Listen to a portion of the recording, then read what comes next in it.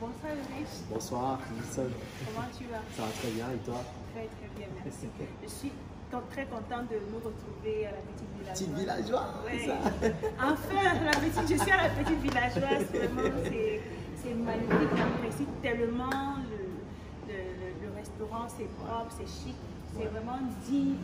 On ne dirait pas qu'on est au Cameroun ici. C'est comme si j'étais quelque part à Shanghai. Absolument, ouais. C'est en fait ça l'idée, ce qu'on voulait, c'est que les gens puissent quitter d'ailleurs, venir ici et avoir le sentiment vraiment d'être dans le grand pays. Bien sûr, bien sûr. C'est magnifique. Déjà, félicitations pour ce bijou. Merci. C'est vraiment digne d'un stratège. Merci. Alors, qui est Ulrich Krüger? Oh, question compliquée, mais en même temps très simple. Ulrich, c'est quelqu'un qui a le jeune informaticien à la base qui s'est dit je vais laisser un peu l'informatique et l'école que j'ai fait, la filière que j'ai faite pour essayer de me lancer vers ma passion qui est celle d'entreprendre, qui est celle de communiquer et qui est celle d'inspirer aussi les jeunes. Et c'est tout ça qui derrière me pousse dans toutes les actions que je fais, c'est de dire comment je peux dans mes actions inspirer les autres. C'est vraiment ça qui ressort dans tout mon parcours, toutes mes réalisations et tout ce qu'on fait. D'accord, super. Donc, on entend parler de UN Media. C'est quoi UN Media? UN Media, c'est l'agence de communication, aujourd'hui chaîne de télé à thème. On a développement personnel, motivation et entrepreneuriat.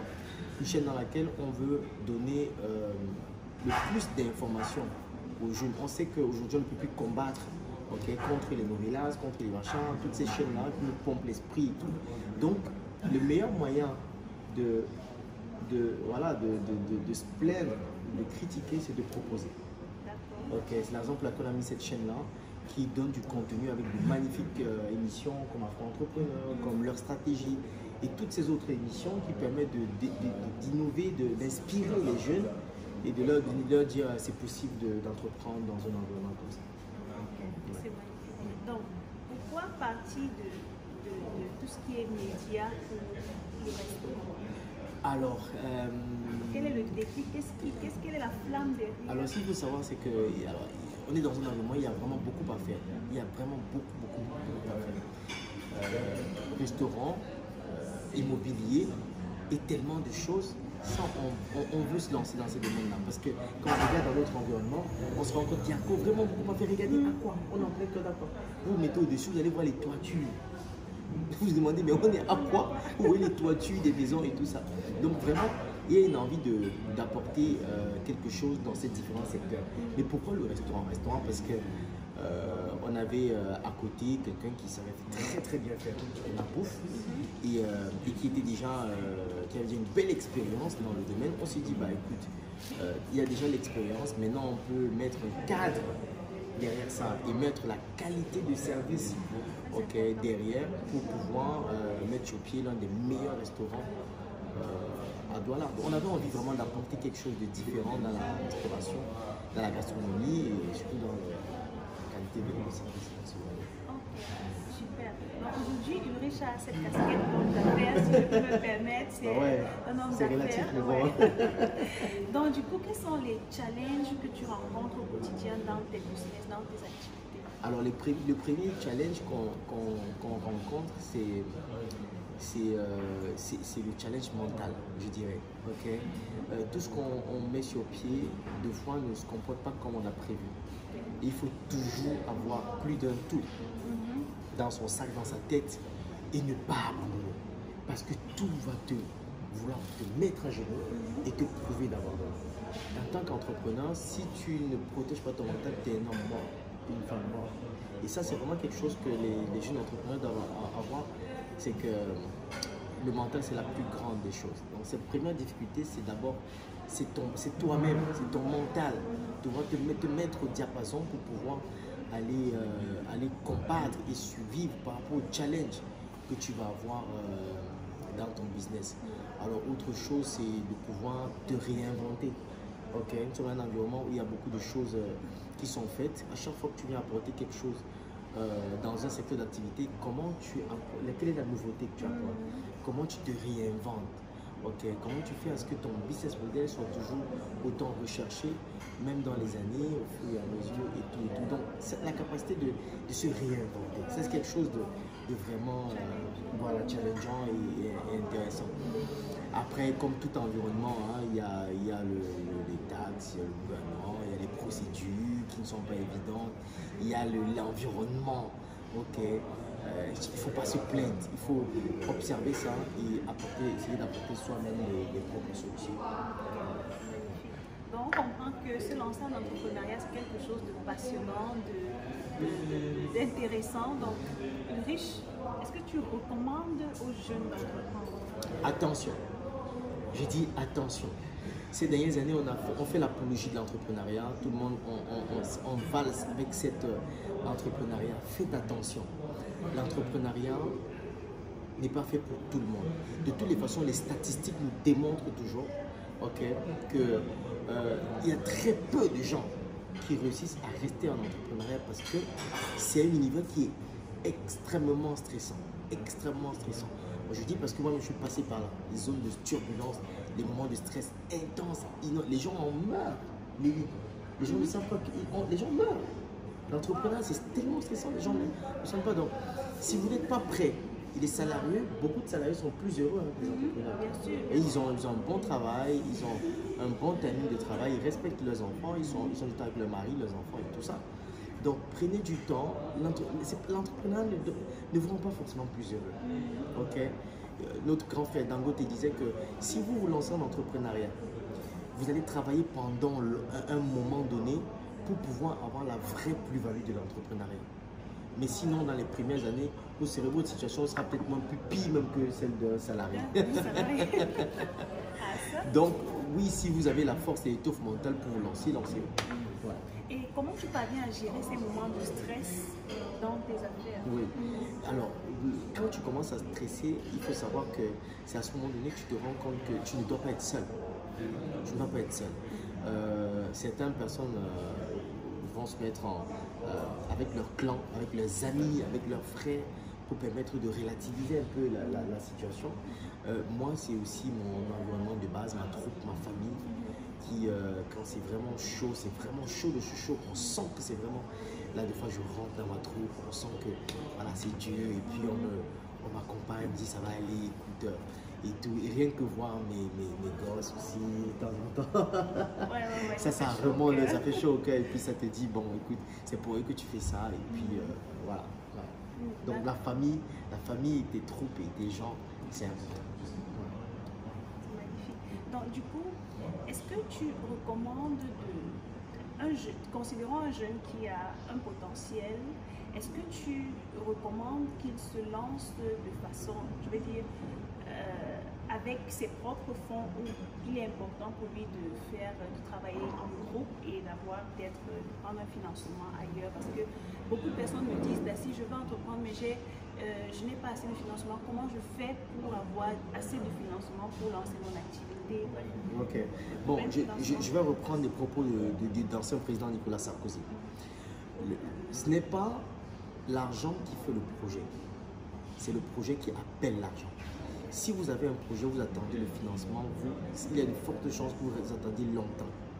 Mais si vous avez un projet puissant, percutant, qui trouve écho chez des gens, vous aurez le financement. Okay. Donc c'est le projet qui appelle le financement. Ça, il faut toujours le savoir, il faut toujours l'avoir. Si vous êtes jeune entrepreneur et que vous voulez lancer votre projet, écoutez, lancez-vous. Lancez-vous avec les plus petits moyens, avec les plus petites versions du business. Lancez déjà. Plus la machine se met en marche, plus les gens se rendent compte que, tiens, j'ai les résultats à ce petit pourcentage, puis ça vous donne des indicateurs, vous dites, on peut booster ce business. Ok. Mais si vous lancez à petite échelle, vous cherchez déjà le gros financement. Écoutez, il y a de fortes chances que forcément que vous soyez prêt à claquer dans le financement pour l'entreprise. Donc commencez petit, avec vos petits moyens. Au fur et à mesure, vous allez grandir en expérience pour être prêt à pouvoir prendre le gros financement. Sinon, vous allez le claquer.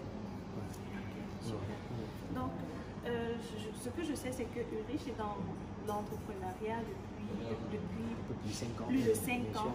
Donc, quel est le secret pour rendre une entreprise pérenne, pour rester sur cette durée? Parce qu'on dit que il y a un pourcentage d'entrepreneurs qui ne tiennent pas sur Bien 5 sûr, ans. bien sûr. Donc, quel est le secret pour rendre une entreprise pérenne? Ouais, les statistiques sont très lourdes. Hein. Plus de 95% de structures qui crachent avant les 5 premières années.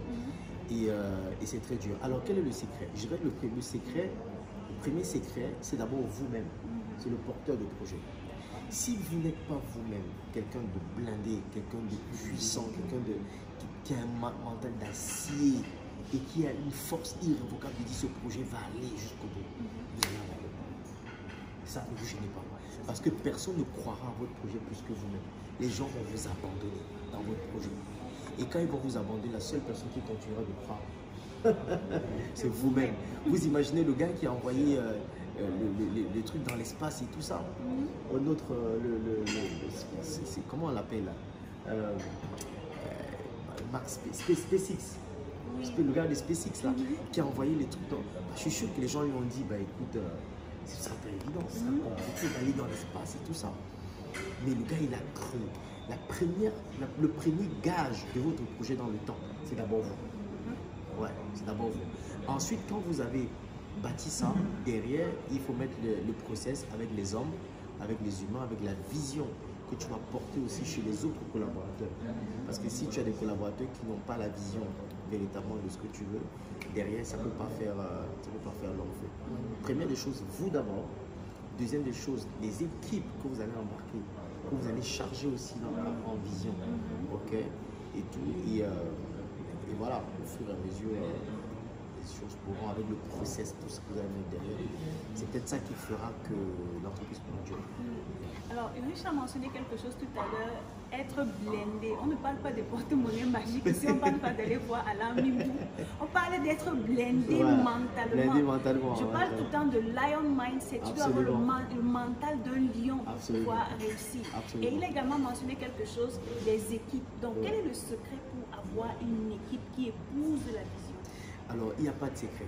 Première des choses, des illusions, il n'y a pas de secret pour avoir une équipe qui épouse la vision.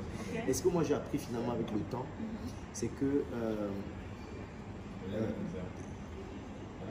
chaque employé a une date de fin de collaboration.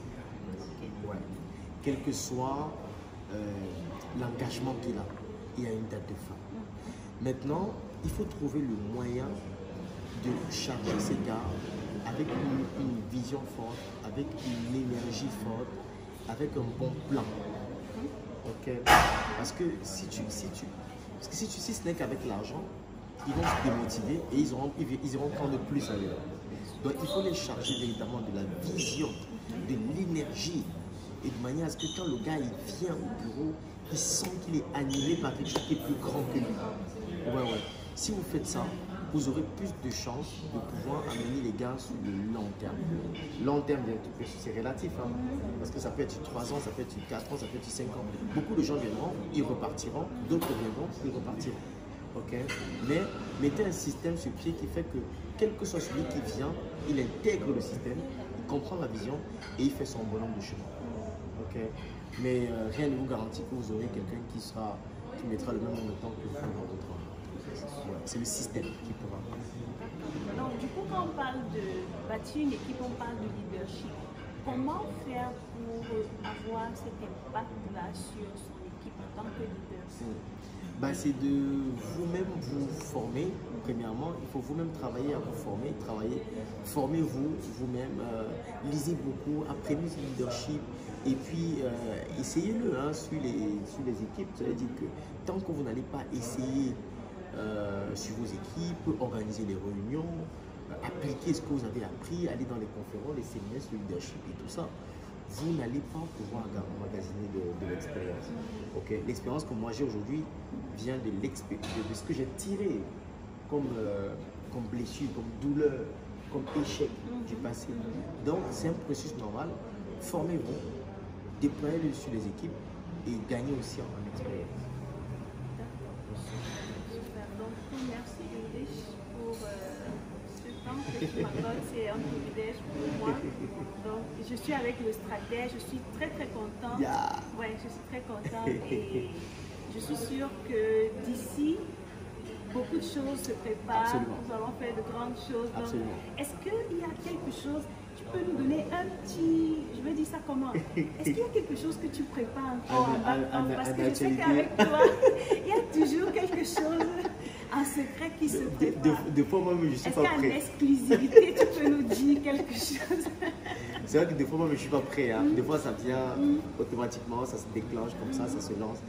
Non, mais voilà, aujourd'hui, au niveau du UN Média, par exemple, on ne peut pas de grosses émissions. Vous allez voir les nouveaux acteurs à UN Média, ce sera incroyablement fort. Au niveau de l'Institut d'Orateur, il y aura beaucoup de choses, effectivement. Au niveau de la petite villageoise, la semaine prochaine, on aura des invités, mais incroyables, des artistes de folie. Et pour pouvoir vous nous apporter beaucoup plus de bonne humeur, surtout d'expériences incroyables. Pour d'autres éléments, vous les aurez forcément sur la toile. Magnifique, magnifique. Et du coup, quand tu parles de ce qui est en vue, je me rappelle d'une question d'un internaute qui m'avait demandé d'assise. J'ai tellement de projets, je veux me lancer, mais j'ai peur. Comment est-ce que je fais pour gérer cette peur? J'ai tellement de projets, je veux me lancer, mais j'ai peur. C'est la première étape, la première des choses qu'on apprend aux participants quand ils viennent à l'Institut d'Oratoire. C'est la peur n'est pas contre vous, la peur est là pour vous. La peur est avec toi, Lily. Ok?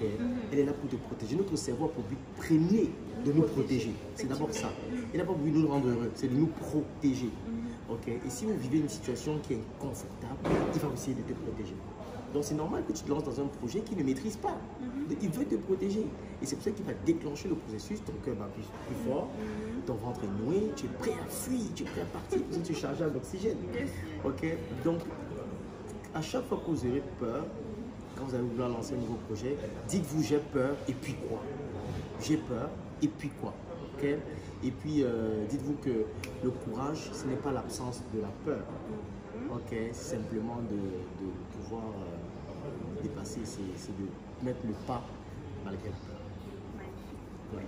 En tout cas, merci beaucoup, Ulrich, Merci, pour le Lisa. temps. Merci énormément. Je suis remplie de gratitude ce soir. Et du coup, moi, je te souhaite plein de succès. Merci. Merci infiniment. Je souhaite vraiment que dans les prochains mois, quand on arrive ici, que, Ouais, que ce plein, soit les, plein, gens soient, craqué, les gens soient dehors là, Absolument, en train de dire, absolument. mais on ne mange pas aujourd'hui, c'est comment? Donc, du coup, beaucoup de succès. Super, et merci. surtout, on avance ensemble. Absolument, avance ensemble. D'accord. Effectivement, rejoignez la formation de Linson qui va commencer dans très peu de temps. Rejoignez-la, suivez-la dans ses chroniques. Elle a énormément de choses à vous apporter. Elle a quitté la Chine pour revenir au pays, pour nous apprendre aussi beaucoup de choses. Donc, suivez-la énormément. Elle a beaucoup de choses à vous apporter. Merci, Ulrich. Merci. Merci à vous.